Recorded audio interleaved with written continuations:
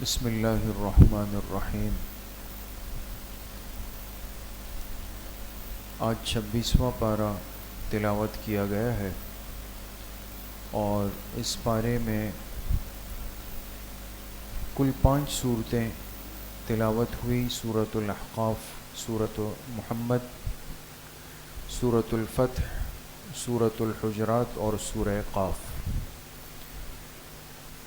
اس بارے میں خلاصے کے طور پہ 7 باتیں اہم ہیں۔ پہلی بات جو سورۃ الاحقاف میں ہے، اللہ پاک نے تذکرہ فرمایا کہ اولاد 2 طرح کی ہوتی ہے۔ ایک قسم کی اولاد وہ ہوتی ہے کہ جن کی والدین نے تربیت کی اور ان کو صالح بنایا، نیک بنایا، ان کو دین سکھایا، اللہ کا تعارف کروایا۔ یہ اولاد جب بڑی ہوتی ہے تو یہ اپنے ماں باپ کے حق میں دعائیں کرتی ہے، ان کی احسان مند ہوتی ہے۔ دوسری قسم کی اولاد وہ ہے جو نالائق اولاد ہوتی ہے، ماں باپ کی تربیت میں بھی کمزوری رہی، دین کے ماحول سے بھی دور رہے۔ نتیجہ یہ ہوتا ہے کہ وہ بگاڑ ان کی عمر کے ساتھ بڑا ہوتا چلا جاتا ہے۔ یہ اولاد جب بڑی ہوتی ہے تو یہ ماں باپ کو بوجھ سمجھتی ہے اور ان کی نصیحت کی باتوں کو ٹھکراتی ہے، رد کرتی ہے، اور اگر وہ ان کی اصلاح اور تربیت کی کوشش کریں تو ایسی اولاد اپنے ماں باپ پہ غصہ ہوتی ہے۔ جیسے آج کل حدیث پاک میں جناب نبی کریم صلی اللہ علیہ وسلم نے اس بات کو قیامت کی نشانیوں میں شمار فرمایا کہ وہ وقت آئے گا کہ جب اولاد ماں باپ پر بھاری ہو جائے گی، ماں باپ بیچارے ان سے ڈریں گے، یہ ان پر غصہ ہوگی، یہ ان کو باتیں سنائے گی، وہ ان سے ڈریں گے۔ آج اس کی کتنی شکلیں اور کتنی مثالیں ہمارے سامنے ہوتی ہے دوست، کہ ماں باپ جنہوں نے ساری زندگی محنت کی ہوتی ہے، بڑا کیا ہوتا ہے پال پوس کے، دن رات ایک کر کے، لیکن وہ گھبراتے ہیں، وہ کہتے ہیں میرے بیٹے کو نہیں پتہ چلے، ورنہ وہ پھر ایسے ہو جائیں گے، وہ ناراض ہو جائیں گے، وہ غصہ ہو جائیں گے۔ وہ بیچارے اپنی زندگی کا کوئی فیصلہ بھی نہیں کر پاتے۔ یہ محروم اولاد ہے۔ اس لیے میرے عزیزو، دوستو، بزرگوں، ماں باپ تو نعمت ہے اللہ کے خزانوں کی، جس کا کوئی مول نہیں ہے کہ انسان قیمت دے کے اس کو خرید کر لا سکے۔ قدر کرنی چاہیے۔ دوسری صورت سورہ محمد ہے۔ اس صورت کا ایک نام سورۃ القتال بھی ہے، چونکہ اس صورت میں جہاد کے، غزوات کے، مال غنیمت کے اور جہاد کے نتیجے میں بننے والے قیدیوں کے احکامات بہت تفصیل کے ساتھ ذکر ہوئے، اور اللہ پاک نے اسلامی ریاست اور اسلامی نظام کا ایک خاکہ پیش کیا۔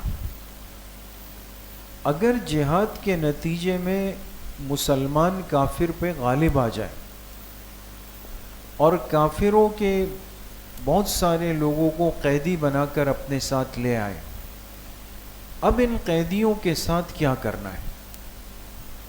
اب دیکھیں دوستو، آج کی دنیا میں بھی یہ کھلا مشاہدہ ہے کہ جس مسلمان ملک پر کافر نے غلبہ حاصل کیا، چاہے وہ ہم دیکھتے ہیں کشمیر ہے، افغانستان ہے، عراق ہے، برما ہے، شام میں، پوری دنیا میں جو اسلامی ممالک تھے، جہاں جہاں کفر اندر ہوا اپنی طاقت کے ساتھ، اس نے وہاں کے مسلمان باشندوں کے ساتھ کیا سلوک کیا دوستو؟ یہ تو کوئی مبہم بات نہیں ہے نا دوستو، اتنی واضح بات ہے۔ یعنی جو ظلم ہو سکتا تھا وہ ان کے ساتھ کیا۔ صفحہ ہستی سے ان کو مٹانے میں کوئی کسر نہیں رکھی انہوں نے، وہ مظالم کیے انہوں نے اس میں۔ ہم شام گئے دوستو، سیریا، جہاں طویل عرصے تک ایک ظالم حکمران نے وہاں کی مسلمان اکثریتی آبادی پر حکومت کی تھی، اور جو حکمران تھا وہ کوئی عیسائی یہودی نہیں تھا، بلکہ وہ بھی ایک نام نہاد اپنے آپ کو مسلمان کہلانے کا دعویٰ رکھنے والا تھا مسلمان نہیں۔ لیکن یہ ہم نے اپنی آنکھوں سے دیکھا دوستو، اور وہاں کے جو حضرات تھے شام کے، انہوں نے بتایا کہ اس عرصے میں جتنا عرصہ اس باپ اور بیٹے نے حکومت کی وہاں پہ، مسلمان 15 لاکھ مسلمانوں کو قتل کیا اس نے۔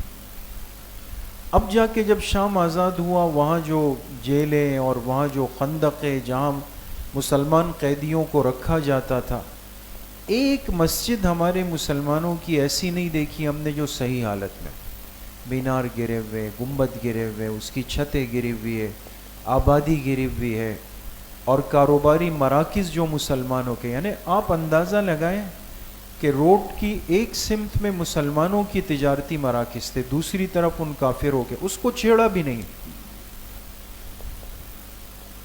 یہ کفر کا نظام ہے دوستو، جو آج دنیا کو امن سکھانے کی باتیں کرتا ہے، عدل کی باتیں کرتا ہے۔ لیکن اسلام کا نظام ریاست کیا ہے کہ اگر قیدی بن کر آ جائے تو یہ وہ قیدی ہے دوستو جو تھوڑی دیر پہلے آپ پہ تلوار لے کے کھڑا ہوا تھا، آپ نے اس کو پکڑ لیا، کتنا غصہ آئے گا انسان کو کہ میں جو کر سکتا ہوں کر لوں۔ لیکن اس صورت میں اللہ پاک نے کئی صورتیں ذکر فرمائی۔ ایک صورت یہ فرمائی کہ اگر ایسا قیدی ہے جو موذی ہے، جس سے کوئی خیر کی توقع ہی نہیں ہے، آپ نے اس کو اگر چھوڑا، معاف کیا، زندہ رکھا، تو یہ وہ زہر ہے جو اور پھیلے گا، تو صرف یہ ایک واحد آپشن ہے کہ ایسے قیدی کو اسلامی عدالت قتل کر دے۔ دوسری صورت یہ ہے کہ جو باقی قیدی آئے ہیں لیکن اتنے موذی نہیں، خطرناک نہیں، اصلاح کی امید ہے، فرمایا یا تو اس کو منن، مفت میں آزاد کر دو، احساناً آزاد کر دو کہ جاؤ، یا اس سے فدیہ لے لو، مناسب فدیہ لے کے آزاد کرو، یا اگر اس کافر قیدی کے پاس کوئی ہنر ہو، کوئی مہارت ہو، وہ ہنر اس کو پابند کرو کہ وہ آپ کے مسلمانوں کو سکھا کے جائے۔ مدینہ منورہ کے اندر ایک موقع پر ایسے قیدی لائے گئے کہ جو دوسری زبانوں کے، عبرانی زبانوں کے ماہر تھے۔ آپ علیہ السلام نے چند صحابہ کو ان کے ساتھ جوڑا کہ ان سے یہ زبان سیکھ لو، یہ اگر تمہیں سکھا دے تو بس یہ ان کی آزادی کے لیے ایک ترتیب ہو جائے گا۔ پھر اس کے ساتھ ساتھ کتنے ایسی صورتیں رکھی کہ اگر انسان سے وہ ہو جائے تو فرمایا کہ کیا کرے، اس کے کفارے میں غلام آزاد کر دے۔ سنا ہے نا آپ لوگ، اگر ایک آدمی قسم کھا کے قسم توڑ دے تو بھئی قسم کا کفارہ تو ہمیں یہی بتایا جاتا ہے نا کہ یا تو 10 مسکینوں کو کھانا کھلائیں یا پھر 3 روزے رکھیں مسلسل۔ یہ 2 صورتیں، ایک صورت اس لیے نہیں بتائی جاتی کہ اس کی شکل نہیں ہے ہمارے پاس، اگر غلام باندھ دیا ہو تو ان کو آزاد کر دیا جائے، قسم کے کفارے میں وہ آزاد، زہار کے کفارے میں وہ آزاد، قتل خطا کے کفارے کے اندر وہ آزاد، بہت ساری صورتوں۔ اور پھر فضائل بیان کیے کہ جو قیدیوں کو آزاد کرے گا اس کے اتنے بڑے فضائل ہیں۔ حضور علیہ السلام نے جب ذکر کیے، ایک صحابی ہے حضرت عبد الرحمن ابن عوف رضی اللہ عنہ، یہ بیٹھے ہوئے تھے، مجلس سے خاموشی کے ساتھ اٹھ کے چلے گئے، کچھ دیر بعد آئے، آپ نے فرمایا عبد الرحمن کہاں گئے تھے؟ یہ صحابہ کی سیرت پڑھیں دوستو، ان چند مالدار صحابہ میں نمبر 1 پر عبد الرحمن ابن عوف ہے دوستو، جن کے پاس ایک ایک وقت میں ہزاروں غلام ہوتے۔ آپ نے فرمایا کہاں چلے گئے درمیان میں؟ کہا آپ سے فضیلت سنی، تو جب گیا تو اپنا حساب دیکھا، 30,000 غلاموں کے مالک تھے، کہا ایک مجلس میں ان کو آزاد کر کے آئے. ایسا اللہ نے ان کو مقام دیا. تو اسلامی نظام اور اسلامی ریاست میں تو حسن سلوک ہے دوستو. یہ نظام آج دنیا کو سکھانے اور سمجھانے کی ضرورت ہے، لیکن افسوس کہ وہ سمجھانے والی زبان، سمجھانے والی طاقت وہ آج امت کے پاس نہیں رہی، وہ ختم ہو گئی. ہم دوسرے ناچ گانوں میں، ڈانس میوزکوں کے اندر لگ گئے کہ بھئی یہ کام ہم نے کرنے، وہ سب چیزیں چلی گئی. اس کے بعد سورۃ الفتح ہے. اس صورت میں اللہ پاک نے تذکرہ فرمایا ان خوش نصیب لوگوں کا کہ جنہیں اللہ نے اس زندگی میں اپنی رضامندی کا سرٹیفکیٹ دیا. لقد رضی اللہ عن المؤمنین اذ یبایعونک تحت الشجرہ. اللہ راضی ہو گئے ان ایمان والوں سے جنہوں نے آپ کے ہاتھ پر بیعت کی اس درخت کے نیچے. حضور علیہ الصلوۃ والسلام کے دست مبارک پہ بیعت کرنے والے صحابہ کی تعداد کل کتنی ہے؟ 1400. کتنی ہے؟ 1400. کہاں بیعت کی؟ حدیبیہ کے مقام پہ. مکہ مکرمہ کے جو حدود ختم ہوتے ہیں، لیکن پھر وہ بات آئے گی کہ اگر کوئی شخص مسجد حرام مکہ مکرمہ گیا ہے اور یہ دوسرا عمرہ کرنا چاہے تو دوسرے عمرے کا احرام یہ کہاں سے باندھے گا؟ یا تو مسجد عائشہ جائے، مسجد جعرانہ جائے، اور یا پھر یہ ہے کہ مسجد حدیبیہ آئے گا. یہ بھی ایک مقام ہے اور جانا چاہیے یہاں، اس لیے کہ یہاں سے ایک تاریخ جڑی ہوئی. حدیبیہ حضور علیہ السلام پہنچے تھے، عمرے کا احرام پہنا ہوا تھا، لیکن کافروں نے آپ کو روک دیا کہ آگے نہیں آ سکتے، آپ آگے نہیں آئیں گے آپ. اب 1400 صحابہ آپ کے ساتھ اور سب حالت احرام میں، اور اتنا قریب پہنچ گئے کہ مکہ کے بارڈر پہ، اور روک دی. آپ نے فرمایا بھئی ہم لڑنے نہیں آئے، ہم تو عمرہ کرنے آئے ہیں، عمرہ کر کے واپس جائیں گے. کہا نہیں کر سکتے، ضد تھی. خیر بات چیت کا عمل شروع ہوا، 1 دن 2 دن 3 دن گزرے، کوئی صورت نہیں بن پائی. انہوں نے کہا کہ اگر آپ چاہتے ہیں کہ کوئی فیصلہ کن بات ہو تو اپنا ایک نمائندہ طے کر لیں، اس کو ہمارے پاس مکہ بھیجیں، ہم اس سے بات کریں. حضرت عمر رضی اللہ عنہ کا نام آیا کہ وہ جائیں. حضرت عمر نے فرمایا کہ میرا تو آپ لوگوں کو پتہ ہے کہ اگر بات نہیں سمجھ آئی تو پھر تو دوسرا حل نہیں ہے میرے پاس. اس لیے کہ جذباتی تھے، غیرت ایمانی سے بھرپور تھے. تو طے ہوا کہ حضرت عثمان رضی اللہ عنہ ہو جائے، بڑے دھیمے ٹھنڈے مزاج کے، اور پھر مکہ مکرمہ کے بہت سارے لوگوں سے ذاتی تعلق اور دوستی تھی بہت طویل عرصے کی. تو جب ان کا نام آیا تو مکہ والے بھی راضی ہو گئے کہ بھئی یہ اچھے آدمی ہیں، ان سے بات کریں. حضرت عثمان چلے گئے. جب مسجد حرام میں پہنچے، کافروں کے سردار جمع تھے، انہوں نے ان کا بڑا استقبال کیا اور ان سے کہا کہ دیکھیں حرم بالکل خالی پڑا ہوا ہے نا، آپ جائیں عمرہ کریں نا، آپ کو کس نے روکا؟ آپ کریں، آپ احرام میں. یہ دیکھیں یہ وہ وقت ہوتا ہے آزمائش کا. کس کا دل نہیں چاہتا کہ خالی حرم ملے اور جا کے طواف کرے اور ہر طواف میں حجر اسود کو بوسا دے؟ کر سکتے تھے نا. لیکن یہ دنیا کی وفادار جماعت ہے اپنے پیغمبر کے ساتھ، جن کی مثال قیامت تک پیش نہیں ہو سکتی. دوست حضرت عثمان رضی اللہ عنہ نے فرمایا یہ کیسے ہو سکتا ہے کہ حضور وہاں پر ہو میں عمرہ کر لوں؟ حضور کے بغیر عمرہ نہیں ہو سکتا میرا. نہیں کیا. خیر بات چیت ہوئی اور اس میں کسی نے شرارت کی اور یہ افواہ اڑا دی کہ حضرت عثمان کو مکہ میں سرداران قریش نے مار ڈالا، شہید کر دیا. جھوٹی افواہ پھیل گئی. ہوا نہیں تھا، لیکن ہوتا ہے جیسے ہر زمانے میں کچھ نہ کچھ باتیں ہوتی ہیں. بات آ حضور کو بڑا صدمہ ہوا اور یہ چونکہ ایک عالمی قوانین کے خلاف تھا. کسی ملک کے سفیر کو قتل کرنے کا مطلب اعلان جنگ ہوتا ہے. آپ نے فرمایا عثمان شہید ہوئے، یہ ہمارے سفیر تھے، مکہ والوں نے جنگ کا آغاز کیا ہے، اب ہم ان سے بدلہ لیے بغیر نہیں جائیں گے، جب تک عثمان کا قصاص نہیں لیں گے نہیں جائیں گے. آپ نے فرمایا کون کون مجھ سے بیعت کرتا ہے؟ صحابہ نے فرمایا سب کرتے ہیں. تو وہ حدیبیہ میں ایک درخت تھا، وہاں آپ بیٹھ گئے، اس کے نیچے ایک ایک صحابی نے آ کے آپ علیہ الصلاۃ والسلام کے دست مبارک پر بیعت کی. کس بارے میں؟ حضرت عثمان کے قصاص کے بارے میں. حضرت عثمان کے قصاص پر بیعت.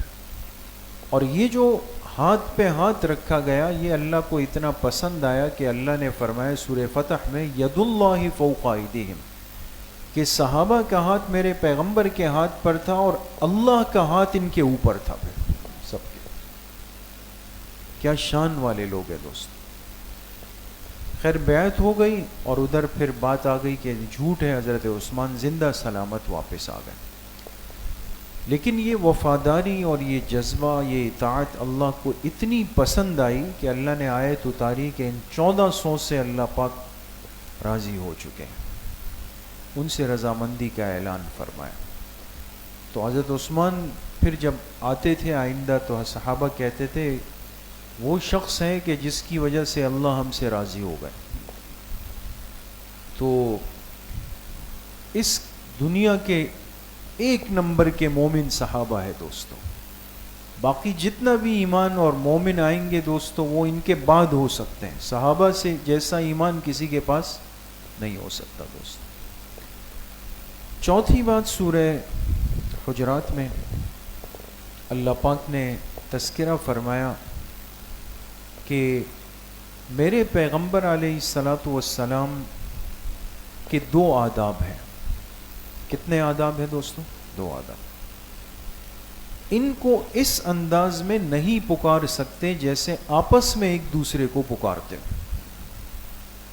بات سمجھ گئے؟ ان کو ایسے نہیں پکار سکتے جیسے آپس میں ایک دوسرے کو پکارتے ہو. انسان جب آپس میں ایک دوسرے کو آواز دیتا ہے تو نام لیتا ہے، او فلاں او فلاں او فلاں، اس طرح کہتا ہے. ایک قبیلے کے لوگ آئے، چونکہ قبائل کے لوگ، گاؤں کے لوگ سادہ ہوتے تھے، تو وہ جب آئے مدینہ منورہ پہنچے تو حضور کے بارے میں معلوم کیا تو بتایا کہ آپ حجرے میں ہیں. اب تو یہ سیدھا گئے اور حجرہ مبارکہ کے باہر کھڑے ہو کر کہنے لگے یا محمد اخرج الینا، کہا اے محمد صلی اللہ علیہ وسلم باہر آ جائیں، ہمیں آپ سے بات کرنی. تو وہ ایک ایسا انداز تھا جو پیغمبر کے شایان شان نہیں ہے. اللہ پاک نے اس کی ممانعت فرمائی. اس لیے دوستو پورے قرآن کریم میں آپ کو بہت سارے پیغمبروں کے نام ملیں گے جنہیں اللہ نے خطاب کے صیغے کے ساتھ فرمایا ہے، یا نوح یا ابراہیم یا عیسیٰ، یہ ملے گا. کہیں نہیں ملے گا کہ اللہ پاک نے فرمایا ہو یا محمد. پورے قرآن میں ہے دوستو، یا محمد ہے پورے قرآن میں نہیں. جہاں بھی ہے یا ایھا الرسول ہو، یا ایھا النبی ہو، طٰہٰ، یاسین، سب صفاتی ناموں سے خطاب کیا. یہ بھی ادب کے خلاف ہے. دوسرا ادب کیا فرمایا کہ جب پیغمبر کی مجلس ہو تو کسی کی آواز میرے پیغمبر کی آواز سے اونچی نہیں ہو سکتی. ایک موقع پر ایسا ہوا کہ آپ مجلس میں بیٹھے ہوئے تھے اور حضرات شیخین یعنی حضرت ابوبکر صدیق رضی اللہ عنہ اور حضرت عمر رضی اللہ عنہ، ان دونوں بڑے حضرات کے بیچ میں آپس میں کچھ بحث ہو گئی کسی معاملے میں، اور اس بحث میں آوازیں اونچی ہو گئی. جب آواز اونچی ہوئی تو فوراً اللہ نے تنبیہ فرمائی. سورہ حجرات کی آیات اتری، یا ایھا الذین آمنوا لا ترفعوا اصواتکم فوق صوت النبی، اپنی آواز پیغمبر کی آواز پہ اونچا نہیں کرو گے. اس سے صحابہ پر ایک ایسا خوف طاری ہوا، کہتے ہیں اس کے بعد اتنا دھیمے اور آہستہ انداز میں بات کرتے تھے کہ آپ علیہ الصلاۃ والسلام کو پوچھنا پڑتا تھا کہ بھئی کیا بولا آپ نے. اتنا ہلکا آواز میں، پست آواز میں بات کرتے تھے. بات سمجھ گئے؟ تو پیغمبر کی مجلس کا ادب تھا. اب 1400 سال سے اوپر کا عرصہ گزر گیا، لیکن اس امت کو یہ عقیدہ دیا گیا ہے جو ہمارے جمہور عقائد اہل سنت والجماعت کے ہیں، اور ہمارے اکابر علماء دیوبند نے اس کو لکھا ہے کہ پوری امت مسلمہ کا اجماعی عقیدہ ہے کہ دنیا سے تشریف لے جانے کے بعد جناب نبی کریم صلی اللہ علیہ وسلم اپنی قبر مبارک میں حیات ہیں. یہی عقیدہ ہے نا ہمارا. آپ کو اللہ نے آپ کی قبر کے اندر حیات دی ہوئی ہے، آپ قبر کے اندر زندہ ہے. یہی وجہ ہے کہ جب وہاں امتی پہنچتا ہے تو وہاں درود و سلام کے الفاظ بدل جاتے ہیں. یہاں آپ بیٹھ کے جب درود شریف پڑھتے ہیں تو آپ کہتے ہیں اللہم صلی علی محمد وعلی آل محمد، اور جب روضہ مبارکہ کی جالیوں کے سامنے کھڑے ہوتے ہیں تو وہاں کیا کہتے ہیں؟ الصلاۃ والسلام علیک یا رسول اللہ. اس لیے کہ ہمارا عقیدہ ہے کہ پیغمبر اپنے روضہ مبارکہ کے اندر حیات ہیں، اور جب امتی آپ کے روضے کے پاس کھڑے ہو کر درود شریف پڑھتا ہے، درود و سلام پڑھتا ہے، تو آپ خود بنفس نفیس اپنے امتی کے سلام کو سنتے بھی ہیں اور اس کا جواب بھی ارشاد فرماتے ہیں. تو اس لیے وہاں کے آداب سکھائے. اور تمام اکابر بزرگوں نے، علماء نے لکھا کہ مسجد نبوی شریف کے اندر زور سے باتیں کرنا، بات چیت کرنا، چیخنا، چلانا، یہ سب چیزیں آداب مجلس نبوت کے بالکل خلاف ہیں. کتنی محرومی کی بات ہے دوستوں کہ انسان ایک جتھے کی شکل بنا لے، ایک مجمع کی شکل بنا لے، اور روضہ مبارکہ کے پاس کھڑے ہو کر کے زور زور سے کہے جی ہم درود و سلام پڑھ رہے ہیں. عقل سے اندھا پن ہے دوستو. جس چیز کو قرآن منع کر رہا ہے، جس کو 1400 سال کی علماء کی تاریخ منع کر رہی ہے، یہ آداب کے خلاف ہے. یہ کون سا محبت اور کون سا عشق ہے کہ وہاں چیخ و پکار ہو رہی ہے؟ آپ کر سکتے ہیں کبھی اپنے استاذ، اپنے امام کو جا کے ان کے حجرے کے باہر کھڑے ہوں اور زور سے سلام کریں؟ کر سکتے ہیں؟ یہ تو آج کا سمجھدار انسان نہیں مانتا.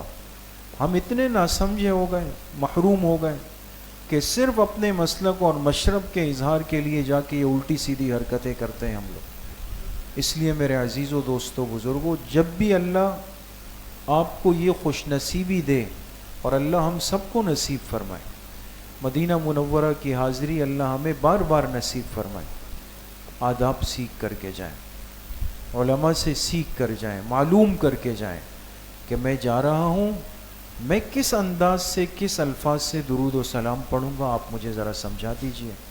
بغیر سیکھے جائیں گے اور صرف ویڈیوز اور لوگوں کی باتیں سن کر جائیں گے، بے ادبی کا ارتکاب کر کے آئیں گے وہاں سے. 5ویں بات سورہ حجرات کے اندر ان روحانی امراض کا تذکرہ ہے جو انسان کو نقصان پہنچاتا ہے. دوست، اللہ نے مختلف باطنی امراض ذکر کیے. تمسخر جانتے ہیں؟ کسی کا مذاق اڑانا. قد چھوٹا ہے مذاق اڑا دیا، قد لمبا ہے مذاق اڑا دیا، جسم بھاری ہے مذاق اڑا دیا، پیر میں مسئلہ ہے مذاق اڑا دیا. یہ تمسخر ہے، اللہ نے اس کو منع کیا. اسی طریقے سے کسی کے برے القاب رکھنا، جس کو ہم چڑ کہتے ہیں، ہم تو اس کو مذاق میں لے لیتے ہیں، لیکن برے القاب رکھنا یہ اللہ نے منع کر دیا. اسی طریقے سے چغلخوری کا مرض کہ یہاں سے وہاں، وہاں سے یہاں، یہاں سے وہاں، وہاں سے یہاں، یہ مرض مستورات میں بھی زیادہ ہے لیکن مردوں میں بھی کم نہیں ہے دوست. وہ بھی اس چیز کے اندر مبتلا ہوتے ہیں، حسد کو. اور پھر خصوصیت کے ساتھ اللہ نے غیبت کو ذکر کیا اور اس کو سمجھانے کے لیے تفصیل کے ساتھ فرمایا تم میں سے کوئی یہ پسند کرتا ہے کہ وہ اپنے مردہ بھائی کے جسم کا گوشت کھا لے. غیبت تو اتنا بڑا گناہ ہے. تو آج یہ روحانی امراض ہم میں کتنے پیدا ہو چکے ہیں، ہر ساتھی اپنے آپ کو دیکھے. بہت ضروری ہے اپنی اصلاح. چھٹی بات، سورہ حجرات کے اندر اللہ پاک نے ایک ایسی غلطی کی طرف توجہ دلائی کہ جو بعض دفعہ انسان کو اللہ کی نعمتوں سے دور کر دیتی ہے، اور اللہ کو وہ طریقہ بالکل پسند نہیں ہے دوستو، ناپسند ہے. وہ کیا ہے؟ وہ تفاخر بالانساب ہے. تفاخر بالانساب. انسان اپنے خاندان، نسب، قومیت، لسانیت، صوبائیت، کسی بھی عنوان پر ایک فخر کرے، جی ہم تو فلاں ہیں، جی ہم تو فلاں ہیں. جیسے آج کل ہوتا ہے نا، بس ہم تو فلاں قوم کے ہیں، فلاں برادری کے ہیں. پھر مقصد یہ کہ آپ معصوم ہو گئے، بس پھر آپ دنیا کا ہر ٹیڑھا الٹا کام کریں، لیکن آپ کو برا کہنے والا تو پھر جہنم میں جائے گا. شریعت اس چیز کو قطعاً قبول نہیں کرتی. وَجَعَلْنَاكُمْ شُعُوبًا وَقَبَائِلَ لِتَعَارَفُوا. فرمائے تمہیں جو ہم نے تقسیم کیا نا قوموں کے اندر، قبائل کے اندر، یہ تقسیم برائے تعارف ہے، برائے تعریف نہیں ہے. انسان کہے جی میں فلاں قوم کا ہوں اس لیے قابل تعریف ہوں، اور ایک نماز نہیں پڑھتا، ایک سنت پر عمل نہیں کرتا، کاروبار مشکوک کر رہا ہے، اور کہہ رہا ہے جی میں تو یہ ہوں. نہیں بچ سکے گا قیامت کے دن، پٹائی لگے گی اس کی. اور ایک بندے کے پاس چاہے کوئی خاندانی وہ نہ ہو، لیکن دین پر چلنے والا ہے، اللہ کو راضی کرنے والا ہے، یہ اللہ کا محبوب بندہ ہے دوست. یہ تفاخر بالانساب نے عرب کو بھی تباہ کیا، عجم پہ بھی اثر انداز ہوا، نقصان کیا ہے دوست. ہم آج کیوں تقسیم ہے؟ ہر چیز کے اندر ایک تقسیم در تقسیم کا ایک عمل چل رہا ہوتا ہے. لہٰذا ایک دوسرے سے انسان ایسا رہتا ہے کہ جیسے وہ اچھا وہ جیسے وہ بالکل ایک ڈی گریڈ آدمی ہے. بعض قوموں کے اندر، برادریوں کے اندر بچوں بچیوں کے رشتے اس بنیاد پر مؤخر کیے جاتے ہیں. یقین کریں اتنا بڑا ظلم ہوتا ہے کہ قیامت کے دن اللہ پوچھیں گے. اپنی وہ بچیاں جو قابل ترین ہے، جس نے حفظ کیا، علم حاصل کیا، گھر گرستی سیکھی، سب کچھ سیکھا، لیکن چونکہ وہ میری برادری میں ابھی تک اس کے جوڑ کا رشتہ نہیں ہے، بچی کو بٹھایا ہوا ہے. باہر سے دسیوں رشتے آتے گئے، نہیں ہم تو باہر دیتے ہی نہیں، ہم تو باہر میں دیتے ہی نہیں ہیں. آپ باہر میں نہیں دیتے، اس بچی کو 25 30 35 سال تک پہنچا دیے. ظلم نہیں ہے؟ یا بعض دفعہ صرف اس لیے کہ اپنی قوم کا، تو بچی کی عمر 25 سال، لڑکا 16 17، جوڑ نہیں ہے دوستو. کیا کرنے جا رہے ہیں؟ بچی 15 16 سال کی، مرد 40 45 سال کا. ظلم نہیں ہے؟ صرف اپنی یہ خاندانی ناک بچانے کے لیے ہم بڑے ظلم کر جاتے ہیں. ان انسانوں کے بنائے ہوئے رسم و رواج کے بتوں کو توڑنے کی ضرورت ہے دوست. ہم نے باقی بت پرستی تو نہیں کی الحمدللہ، لیکن رسم و رواج کی بت پرستی میں امت بھرپور مبتلا ہو چکی، اس لیے ان چیزوں سے نکلنا بہت ضروری. 7ویں اور آخری بات، سورہ قاف. اللہ پاک نے فرمایا کہ تمہاری زبان سے جو کچھ نکلتا ہے، الفاظ نکلتے ہیں، باتیں یہ مت سمجھو کہ جو نکل گیا وہ چلا گیا، ہوا میں غائب ہو گیا. نہیں.